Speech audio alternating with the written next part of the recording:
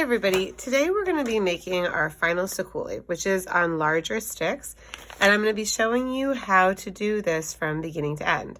So the first step is to get some string that you're going to use for the beginning part of the Sikuli. And you know you're going to be needing to wrap this part, so when I'm getting string, I like to wrap it 10 times because we'll be wrapping it 10 times. 1, 2, 3, 4, 5.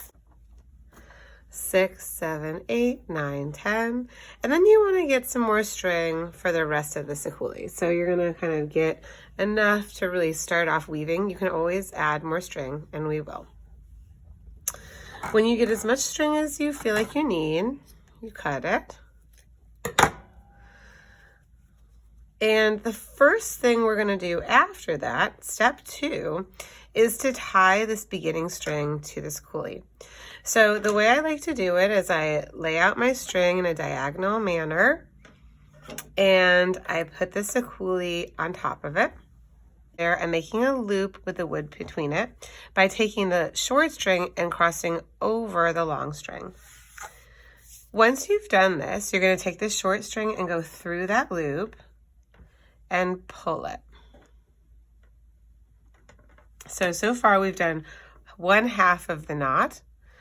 You're going to then take the short string again and cross over the long string and then put the short string through the loop. So I'm basically going under and through the loop, grab the short string and pull it again. I'm going to cut off the extra part of this. But notice I don't cut right next to the knot, because if you cut next to the knot, there's a chance that you'll cut so close that the knot will unwind. We've tied our yarn to the Sikuli. The next step is that we are going to wrap it. So you're going to pick up your Sikuli like an X, and I typically have the string coming down. So I'm going to wrap 5 times this way. 1, 2, 3, 4, 5. Then I'm going to turn the Sikuli and wrap it 5 times the other direction. 1, 2, 3, 4, 5. Once you're done with that, we're ready to weave.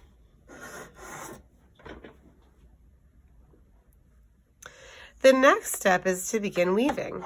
You want your string coming down out of the bottom right-hand quadrant when you start.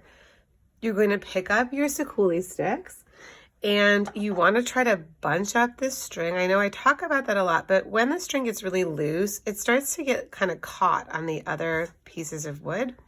So you want to bunch up this string really good. And we're basically going to do this pattern. We start from the bottom right-hand corner.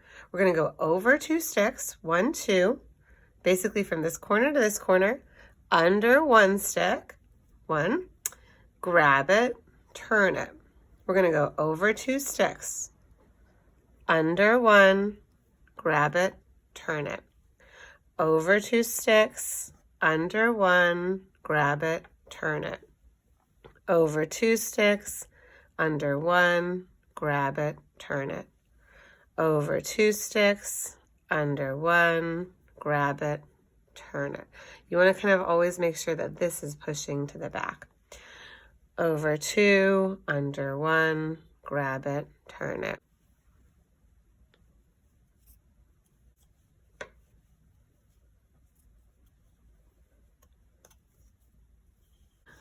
Once you get to the point where your string is running out and or you're ready to change the color, you want to make sure that you leave a significant amount of the string so that you have space to tie a knot to. And when you're ready to do that, you want to make sure you have the long enough string, and then you find the edge of the other yarn and you line them up. You make a U, you make an O by overlapping the strings over the short strings over the long strings. You bring that you bring the short strings through, under and through the loop. You grab them and you pull. Now, you want to cut the excess right here to about 1 inch, and then you will continue weaving with your new color. So you again bundle it up. You're going over 2, under 1, and it is the same process. Once you get to the point where you start seeing the color, you want to make sure that the knot is kind of pushed down so you don't see it on the front of your Sikuli.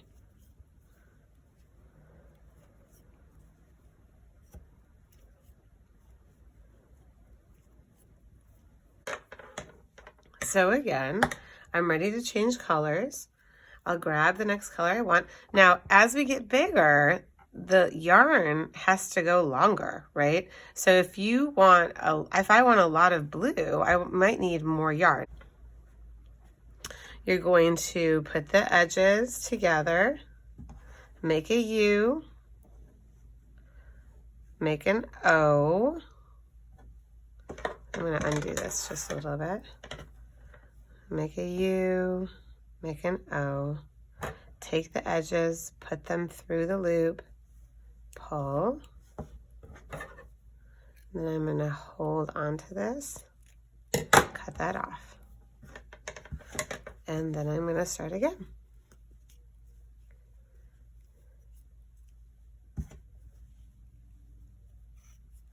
This got stuck there, pull it back.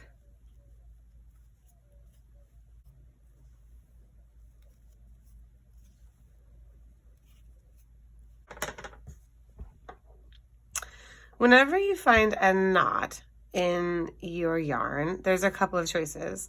First, you want to try to undo it. So you want to try to basically loosen up the knot, like find out where it's tight and just start kind of pulling. Notice I'm just really pulling randomly. I'm not really sure where the knot is, but I think I'm undoing it. If that doesn't work, of course, you can cut it and then try to undo the knot or save what part of the yarn you can and continue weaving with it.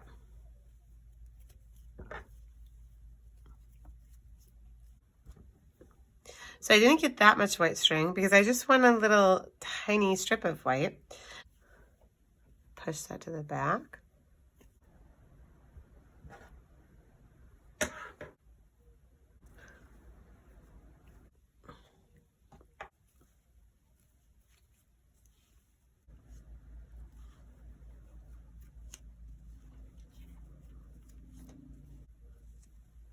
I'm getting pretty close to the end. It gets kind of more difficult to hold it.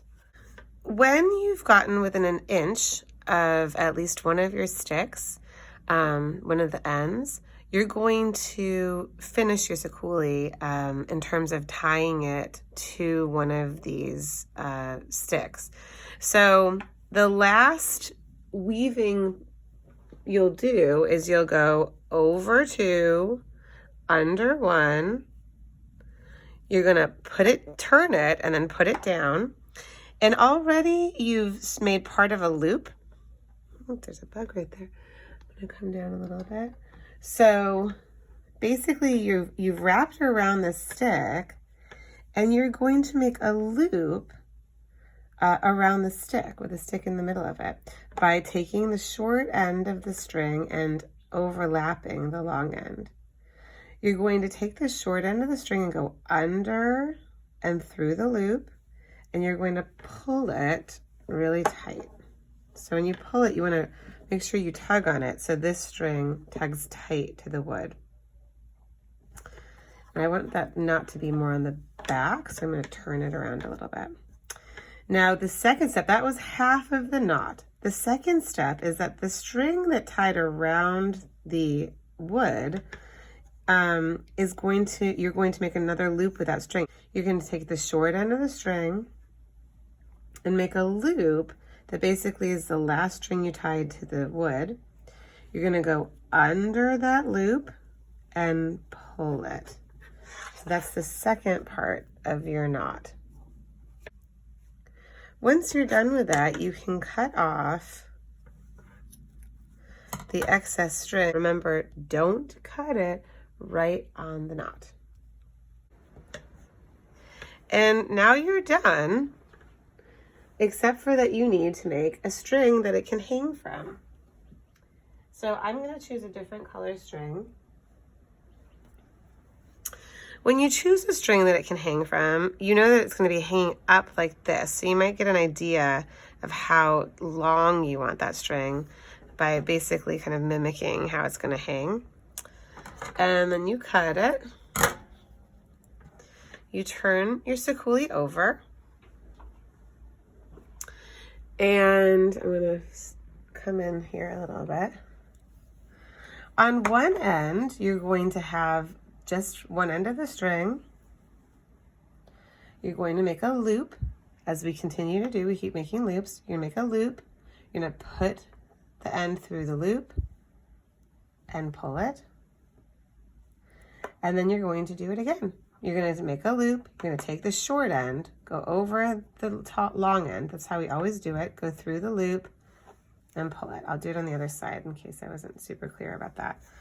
So take your other string. You might want to test how tall it's going to hang right now. Kind of just check, because maybe I actually want it to be tied around here. So you're going to take your short string, go over the long string and make a loop with the stick inside. You're going to go through that loop with the short string and pull it. And then you're going to do this again. You're going to take the short string, go over the long string, go through the loop, and pull it.